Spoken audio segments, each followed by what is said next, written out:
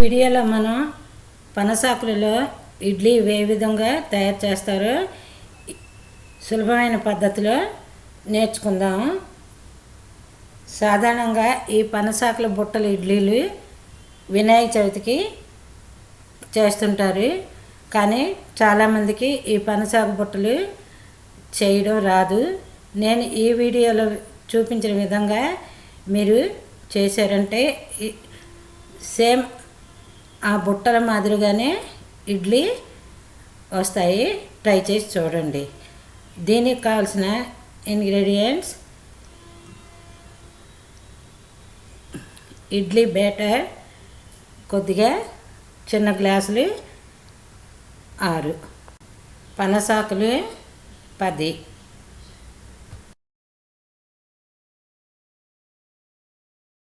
ముందుగా ఇడ్లీ రుబ్బును తీసుకోండి. చిన్న గ్లాసులు 5, 6 తీసుకోండి. ఈ గ్లాసులు బాగా వాష్ చేయండి.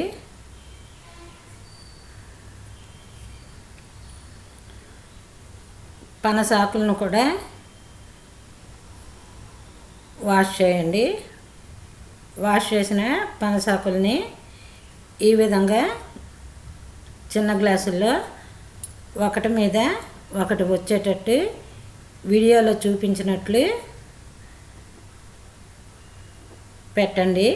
ఈ విధంగా మనం తీసుకున్న అన్ని గ్లాసుల్లో పనసాకులు పెట్టాలి. ఈ కాడ మీదకు ఉండాలి. వీడియోలో చూడండి. ఈ విధంగా అన్ని గ్లాసుల్లో ఆకులు పెట్టాలి.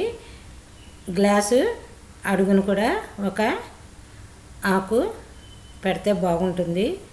తర్వాత మనం రెడీగా ఉంచుకున్న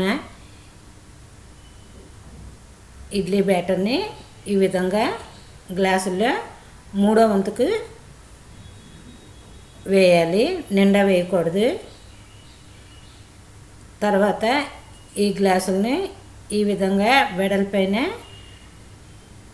పాత్రలో కానీ ప్రెషర్ ప్యాన్లో కానీ కొద్దిగా నీళ్ళు వేసి ఈ గ్లాసుల్ని ఈ విధంగా అమర్చి పెట్టాలి.